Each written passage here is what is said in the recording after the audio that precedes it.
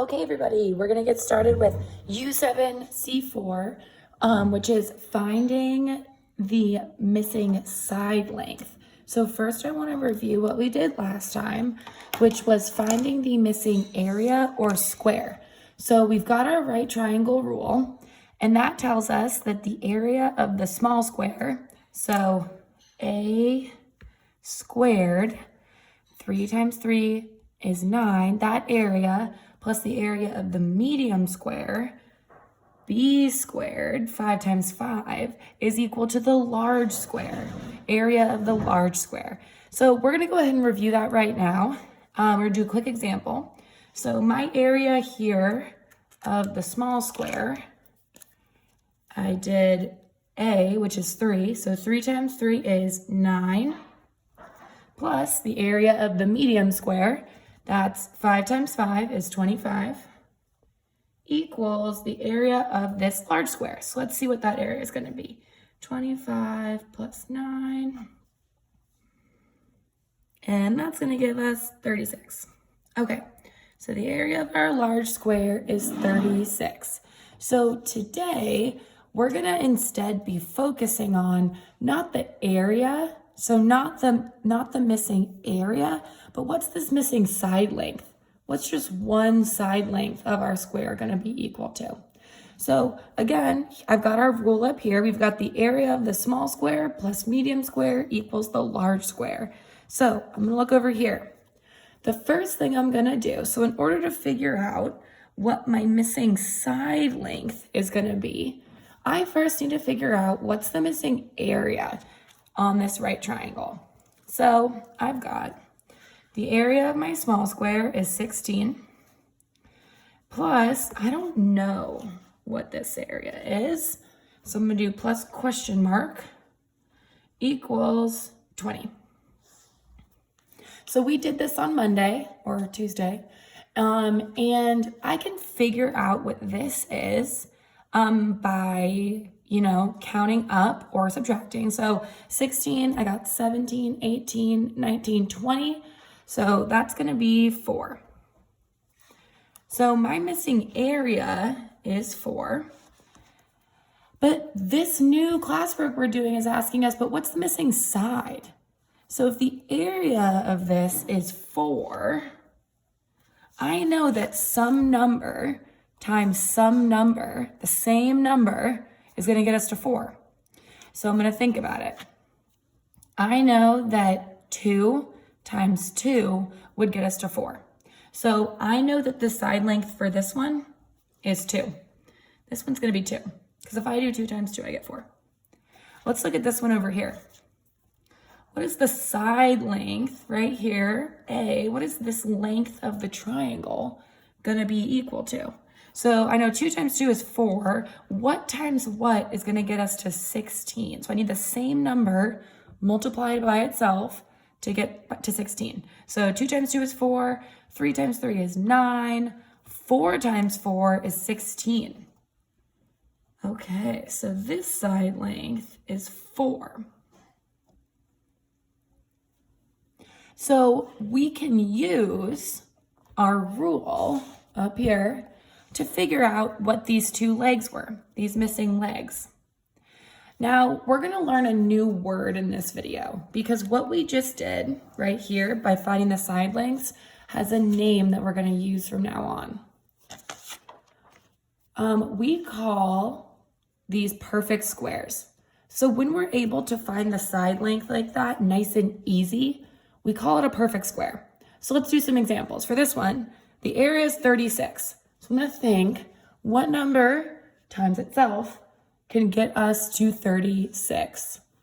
So I know over here, I did 4 times 4 is 16. So I'm going to keep going. 5 times 5, that's 25. 6 times 6, that's 36. So this one is, the side length is 6. I want you to go ahead and pause the video right now and see if you can figure out what are the side lengths of these squares.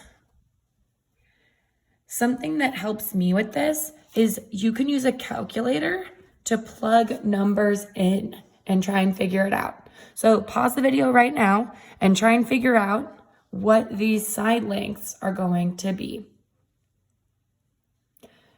Okay, welcome back. So here, this one is 64.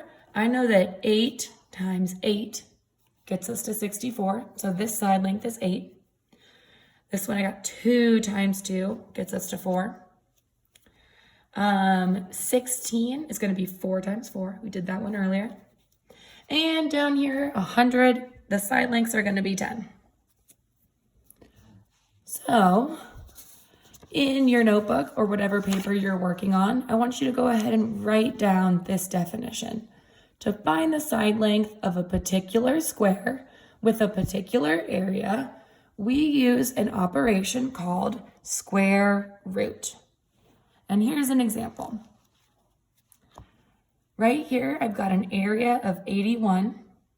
And to find these side lengths, I can do the square root of 81. And this is something you'll see on a calculator. So I know that 9 times 9 gets us to 81, which is why the square root of 81 is equal to 9. Take a minute now, pause the video, and I want you to copy this example down into your notebook. Okay, last examples. So here, we're going to envision we've got a square, right? Coming off of our right triangle. And this one's area is 49. And this one is 169. Okay, let's first figure out this one. So what number times what number is going to get us to 49? So I happen to know that 7 times 7 is equal to 49. So the square root of 49 is 7. Okay, how about this one? So we have an area that's 169. What number times what number is going to get us to 169? What is the square root of this? So I actually know that 12 times 12, that gets us to 144. I have that one memorized. So I'm going to try in my paper, I'm going to try 13 times 13 and see if that works, right? Because I know that like 169 is bigger than 144. So I'm going to do 3 times 3 is 9. 3 times 1 is 3.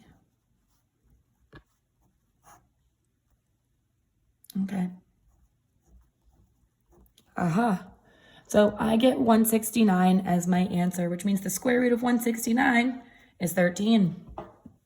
So you are going to try, let's see, you're going to try 6 practice problems on your own. These are posted on Google Classroom. They're also right here if you want to just pause the video. For these first ones, you're going to find the square root.